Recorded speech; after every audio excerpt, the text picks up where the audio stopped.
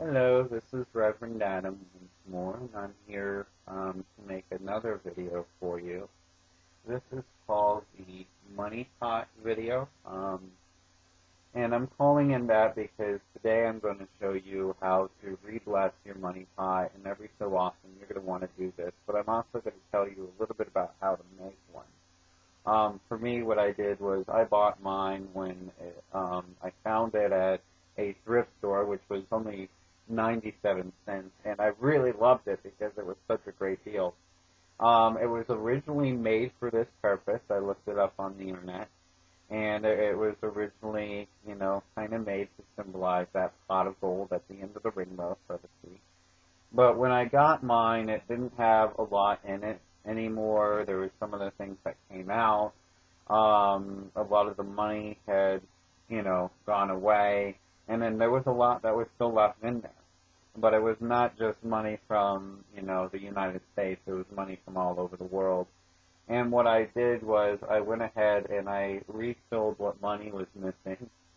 And I also put in a whole lot of other things that I would think would symbolize, wealth and abundance in life, not just financial gain. And so it doesn't just have that money in here. Yeah, it's got that, but it also has, little beans and seeds and rice and peanuts, all symbolizing, not just the financial needs, but also the needs for food and a house and, having pretty much everything that you would basically need in life all in one pot. And you can see here, this is my pot. You can see some of the seeds, a piece of the money sticking out from the top here, the peanuts. I've got corn, things like that. Mine, I don't really like to glisten with any sort of layer of acrylic because I just like that natural feel to it, and it's made from ceramic. You can use metal if you'd like. I like either or. Metal being like an actual cauldron, cast iron, preferably. But every so often, like I said, you do need to recharge them because they will, being a money pot and a pot for your necessities in life, as it brings you things, it will deplete the energy from it. So what I'm doing today is I'm just adding a little bit of money oil to my hand, and I'm taking it now as we want to draw this in.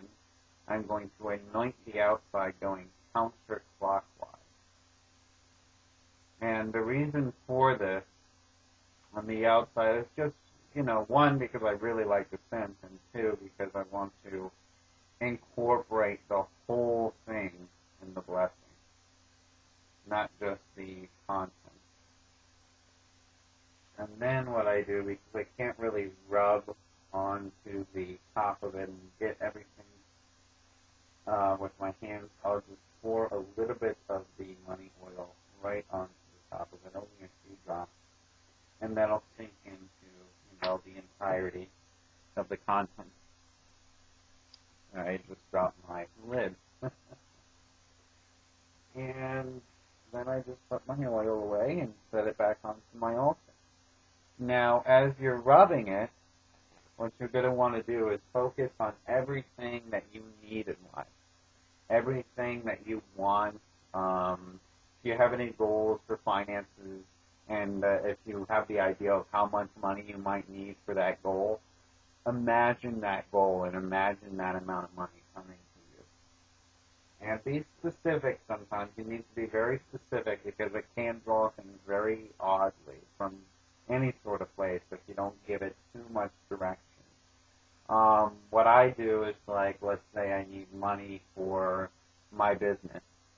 I just focus on that energy going into that pot, and I focus on, okay, I want this money for my business to come through the work I'm doing right now for my clients.